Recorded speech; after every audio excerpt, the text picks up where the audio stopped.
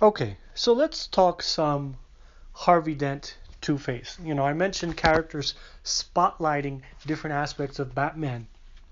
What does Two-Face spotlight? What is that dynamic? Well, Batman is a character that protects and hides his two faces, or his two identities, or rather, he uses his one side of Bruce Wayne, his Bruce persona, that mask of an identity, that farce, to protect his true self as Batman, his true identity as Batman, which is the one ironically under the mask. And it's supposed to be ironic. It's supposed to work that way. Um, it's a very witty character construct that the character without the mask is the mask and the character with the mask is the true self. But it goes back to Carl Jung and the shadow self, and when people feel free with anonymity and when they wear masks, they feel free to exhibit some shadow traits or uncivilized shadow character aspects that they might not do in a civilized world in their day job with their suit and tie, with their face recognizable for everybody to see. So there's a deeper psychology to it, but it's also a very interesting and ironic character dynamic. So Batman has that freedom. He has the choice and the ability to do that. He has the choice to control how he utilizes these two masks, or these two, his mask and his identity as, Bruce Wayne and Batman, and he has the ability to keep that secret and function in that way. Function as Batman in the shadows, and during the day as this impression, this disarming Bruce Wayne impression that would make nobody ever believe that he is Batman.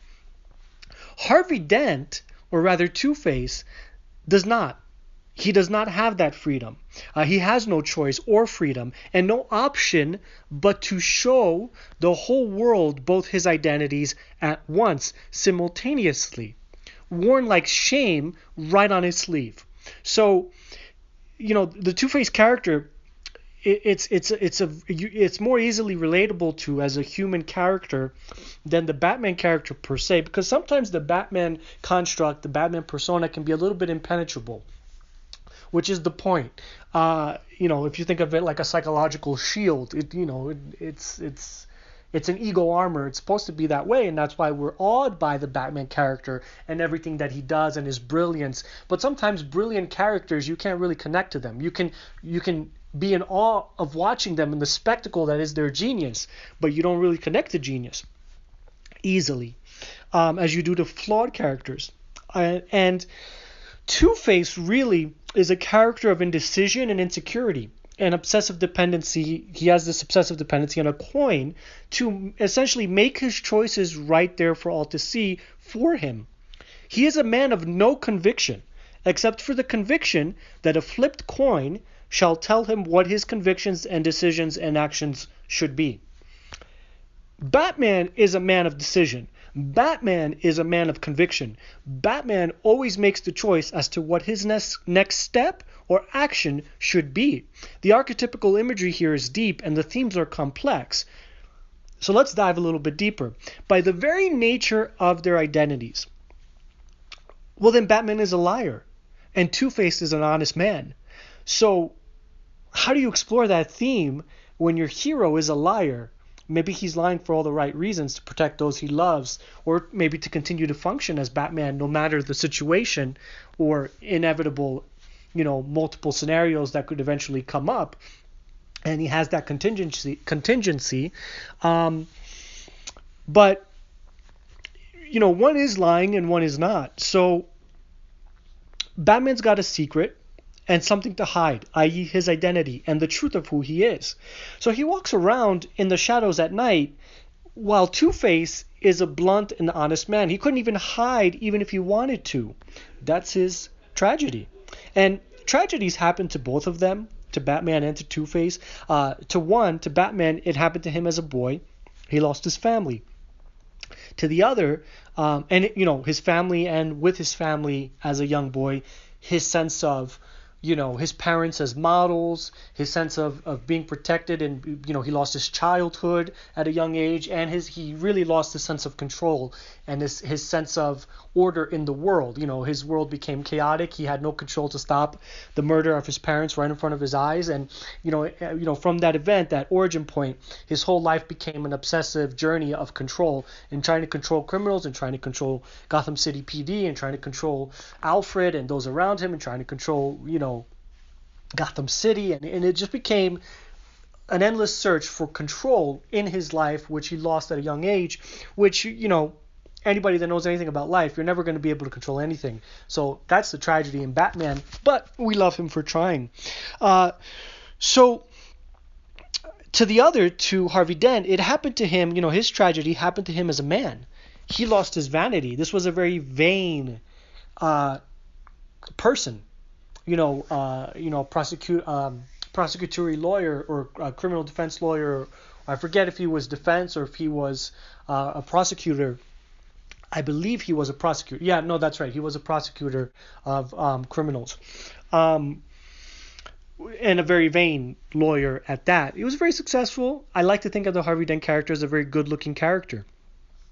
And if you've ever met people that are super, super good-looking, like supermodel type looks, whether it's a guy or whether it's a woman, usually people that have such extraordinary good looks, you tend to see some of them that are super confident and super healthy people. You see some of them that are super insecure, but more often than not, you see the middle ground. There's a psychological characteristic of people. A lot of people know of narcissistic personality disorder. So I want to explain some facets of that people might not know, is that narcissistic personality disorder has different variations. So the most archetypical that people are aware of is, like the Greek myth Narcissus, who looked at his own reflection in the water, loved himself so much, he fell in and he drowned to death. So that's the typical impression of a narcissist that people think of. People, when they think of narcissism, they think of an overinflated ego, someone that thinks that they're God, someone that thinks that they're the best looking, the smartest, the most effective person that ever walked the earth, or attractive person. But there's variations of narcissism, and this is the most common, which I think is the best fit for Two-Face or Harvey Dent. Typically, the most common narcissistic variant is the middle ground, where the person has equally an overinflated narcissistic ego, but an underinflated, easily hurt insecurity. So it's almost like they're always facilitating from in between. They blow themselves up to this ego because they're so insecure, and then when they're so insecure, they act out in egotistical ways. So that's how I picture Harvey Dent. I picture Harvey Dent like a very successful lawyer, a very wealthy, up-and-coming, ambitious lawyer, very good-looking, has insecurities, even though he's one of those supermodel looks type of person, and very into his vanity because he's always insecure, so he's always building up his ego, and that's why he's so vain. Sometimes that's how vanity works. It's filling up a hole of insecurity. Which is why you see the vain actions on the exterior. So when his face gets disfigured, his tragedy isn't that he loses his family or he loses his sense of order. He loses the most important thing to him, his vanity, his reassurance that he is a god among men or among women. His face is cracked to 2 bits and split in half. So his good looks on one side are still there, but his rotten insides of a personality are now brought to the forefront on the other side of his face for the world to see. So that's just an interesting dynamic of how they're different. So let's not get it twisted. Batman is a liar. Two-Face is a little bit more honest. But you would have to, as a filmmaker, explore that well of depth that's there in terms of your theme and what you want to say about that. What do you want to say about that your vigilante character is a master of lies and webs of control, with maybe good intentions, and the other character is a little bit more flawed, a little bit more human, but more honest. and that's your villain. Sometimes we don't want to look at the dark side of life, but sometimes the dark side of life is more honest than how we like to paint life. Despite how you want to approach it, that's complex thematic territory that I would love any director to explore, because it's all there. But when it comes to understanding criminals, I like to look at Batman. He's like the Hannibal Lecter of the hero world. Now, people are gonna be like, "What? Hannibal the cannibal?" Let me expand that idea. Just as well as how Hannibal the cannibal understands criminal behavior in The Silence of the Lambs, being that he is himself a brilliant psychopathic serial killer, is exactly how Batman understands psychopathic criminals, being that he himself is also a brilliant psychopath himself, born out of almost an erotic industrial military complex, but just without the guns, and more of an Eastern martial artist, Buddhist, philosophical touch. So Batman is a psychologist, and you see him talking or trying to get through to criminals all the time in the comics. It's not Alfred, again, who should understand criminal behavior or be giving speeches to Bruce or Batman about criminals. If anything, Alfred should be the one that's a little bit less cynical, a little bit less skeptical, a little bit less paranoid, and a little bit more idealistic, hopeful, and willing to look at the good side of people. Like in Batman Returns, where he was telling Batman, what if, Oswald Cobblepot really is, an orphan and a tragic character, and there's really nothing else going on. And Batman was the one saying, no, there's something else going on. He's in the Batmobile. He, stops by in a great scene, where the Penguin's going through the firstborn lists in the mayor's office, sort of as a hit list for the firstborns, and Batman is observing, watching. That is what Batman does. He does not believe what he hears. He observes, he watches, he studies, like a predatory animal, looking to see what's really going on here under the surface, looking to crack that code. And the psychological aspect of Batman, when he's trying to get through to criminals, it usually happens after he's neutralized them, some of them, and the threat that they pose, when he can, when and if he can. And if he can't, well, then he's taking them down and neutralizing them as soon as possible and putting them away as soon as possible, while inflicting as much pain on them, physical, emotional, and psychological, as possible, without killing them or breaking his code. You have to portray Batman in that way. If you can't change the Joker, well, then you better believe he's going to inflict as much pain on the Joker as he can before he locks him up. It's just the way I see it. He is trying to get criminals to be afraid of him. Breaking bones is a very good way of doing that.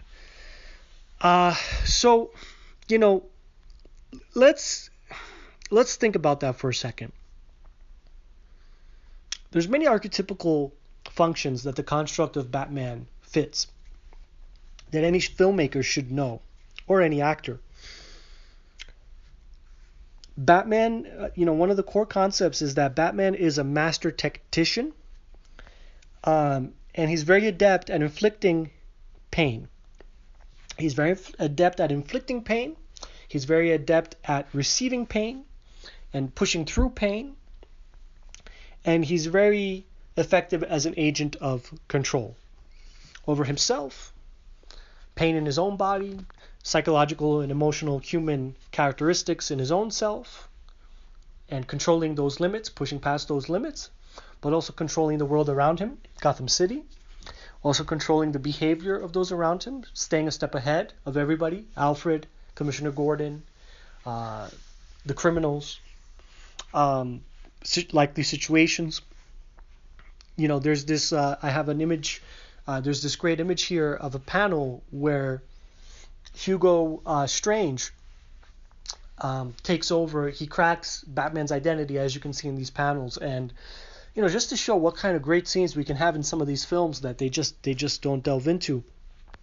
He has him in a room one-on-one as Bruce Wayne psychologically profiling him, and he lets Bruce know that he knows how he thinks and he knows how he psychologically works and he knows that he's Batman.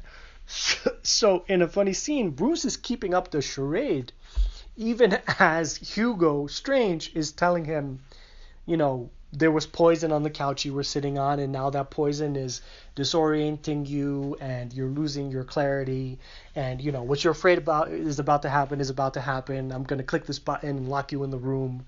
You don't have your suit, you don't have your toys, you don't have anything of the sort. And Bruce the whole way through is keeping up with the Bruce charade. What's going on? I got to be in this meet. The squash game's coming up, and all this stuff. And Hugo Strange is saying, "I'm going to kill you now." And Bruce is like, "Well, what are you going to kill me with? This type of stuff here. And then Hugo Strange pulls out a gun. "No, I'm going to kill you with this gun." And then the charade. Bruce just naturally has to attack him, and in any way he can't get out of that situation.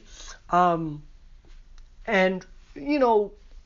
while doing that, in the next couple panels, you can see Bruce eventually gets into his bat suit, and then they're still continuing with this exchange, and they're fighting on the rooftop of the building, and you have this great exchange between Nightwing and Robin down below with a crowd of other bystanders looking up at the fight, and Nightwing and Robin are discussing the fight, and they're literally like, Bruce or Batman nails a straight shot punch to Hugo Strange's face, and they're commenting on how Hugo Strange essentially hasn't hit or connected with one attack yet. Very Batman. My friend Mr. Nolan, if I call you my friend, Batman does not give speeches, he punches people in the face. Batman does not wait for people to finish conversations, even if it's Commissioner Gordon. Once he's got what it's about, he's gone. That's how he rolls. This is an efficient martial artist, this is an efficient tactician, this is a guy whose time in Gotham City is very limited and very much under the clock. So he's not going to give speeches about how the people of Gotham are going to prove you wrong. He's going to prove you wrong with the pain that he's going to inflict upon you and the control that he's going to inflict upon you when he locks you back up in Arkham or with the GCPD. So very different approaches. After all, his father was a world-renowned billionaire surgeon. Precise. What would you have to be a world-renowned billionaire surgeon? Precise, performing under high-pressure situations, highly observant, able to make quick decisions under stress while remaining calm, cool, and collected, emotionally detached, level-headed. Once again, Thomas Wayne, Bruce Wayne's father, was a billionaire, world-renowned, and highly sought-after doctor. A surgeon, in fact. The apple doesn't fall far from the tree, as Bruce Wayne, who is the prodigal son, is just as calm, level-headed, emotionally detached, detail-oriented, efficient, tactile, calculating, and as much, if not more, systematic than his father was when he is Batman. Thomas Wayne donned surgical gloves and entered high-stakes situations, high-stress situations, dismantling problem after problem on the way to success. Bruce Wayne dons a cape and a cowl to similarly enter high-stakes situations and high-stress situations, dismantling problem after problem and unraveling mystery after mystery on a journey that, unlike his father, will never lead to success. And I'm sure there were some patients that did not survive surgery, as is the case. But in general, and as is ultimately a tragic sacrifice of a life when it comes to Batman, there's great metaphorical meaning there, similar to any great legend or messiah tale, in that unlike his father, who dealt with situations where his patients' lives were always on the line, but rarely his own, maybe his license as a practicing doctor and surgeon, of course, but not his life, Batman deals with situations where not only other people's lives are on the line, but his own life, primarily, is always on the line and in the most direct danger. And he thrusts himself into these situations, if shit hits the fan and there's no choice, as a decoy in that sense. And he draws danger and crime and evil's attention toward himself and away from others and innocent bystanders and family and friends and so on. So hence the giant bat emblem on his chest. No, Christopher Nolan, the bat emblem should not be this tiny little thing you can barely make out in all the details of the suit. It should be the first thing that you see, because that's the first thing that criminals see. There's a great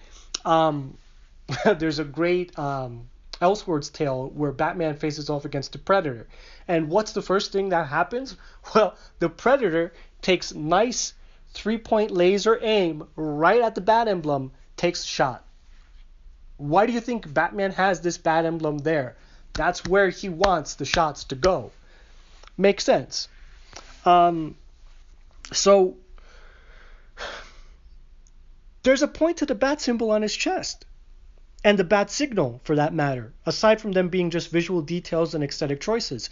Psychology is something any director tackling Batman should be thinking about, because it is built into the construct of Batman as a character in everything, from the bat signal as a beacon, so criminals can know he's on the way at the moment they see it, so that Gordon could ask for his help whenever he needs it, so that he looks like this symbol. And the bat symbol on his chest, drawing attention. What could I say? A surgeon has his gloves before he gets to work, and Batman has his batting cowl and symbol before he gets to work. You gotta understand these things. This is one aspect, and I think Two-Face as a character. I want to get back to the Two-Face dynamic. The thematic complexities there, to me, is just so interesting. Here's a man that does not believe he has control over his own fate. In fact, he is open to leaving his fate. That's why he flips a coin to the ether. Yes or no? Do I go left or do I go right? He's at the whims of his fate, of destiny. Destiny leads Two-Face. He does not lead his own destiny. And you could argue he does, because he decides to put all this faith and belief in a coin and a 50-50 outcome, which is true, but ultimately he does not control his fate. A coin does. And he's dependent on that coin. This should be a character that, if he does not have a coin in his pocket, should be so insecure and so empty of conviction that he should not be able to make one decision. He should be so paralyzed as to not be able to take an action. Think about that. If that was to be portrayed on film, this is a character that could very easily be manipulated, right? Let's say another villain had the coin and Two-Face was locked up or whatever it is. This is a guy that you have that coin right in front of him in your possession. Without that coin, he can't make a decision, he can't make an action, he can't make a move. He's paralyzed by insecurity and lack of conviction. And if you have his coin as the Joker or as Bane or as whoever it is, the Riddler, whatever, Hugo Strange, whatever mastermind, you have his coin. This is a very tragic character. This is someone that is very flawed, very psychotically abnormal, easily manipulated. So that's very relatable. We've all, I would imagine all of us, some more or less, have been manipulated in our lives. We're all, susceptible to that. There's so much depth there. And Batman is a character that completely takes his destiny into his own hands. This is a character that whether he has his cape and cowl on, whether he's on, tied in chains and hung upside down in a pool of electrified current, whatever it is, he will always take action. He will always put destiny in his own hands to escape as quick as possible, to put himself in a better situation as quick as possible, to get the higher footing, the psychological advantage, the whatever edge it is that he needs, he will take. Whatever he needs to do to stay ahead of the game, he will do. Whoever needs to manipulate, however he needs to lie, whatever web he needs to weave. This is a very calculating, manipulative, cunning character. And there's a lot of people in our lives that we've dealt with, or I would imagine some of us have, that can be that way. Very calculating, very controlling, very manipulative. That's not something you really relate to, unless you have some of those aspects in you, and then you relate to them. But of the two characters in that dynamic, Two-Face is more easily relatable to. Again, Batman is more awe-inspiring, and you should fear Batman because he is more dangerous, and you should be questioning his methods. Ultimately, Batman is a necessary prescription to a horrible problem and situation. Gotham City is so bad and insane and extreme, and those supervillains in Gotham City are at such a level that your hero is Batman and not Superman. That your hero, that Batman is a necessary evil. He is, I'm going to repeat that, a necessary evil. And I love that, you know, some of the interest that Robert Pattinson has for the character of Batman has to do with that. And he said, well, this isn't a hero in the typical sense. And people are on him about that, but it's true. It's not. Batman is a necessary evil. He is what you would call an anti-hero. In some comic interpretations, he's more of a traditional hero. You know, Neil Adams in the 70s, 60s, you know, and in other interpretations, Frank Miller and everything, he's a little bit more extreme. Sometimes he's somewhere in between. You know, there's variations and there's variants, but he's a necessary evil, necessary prescription to the symptoms of a virus that is Gotham City and its villainous inhabitants.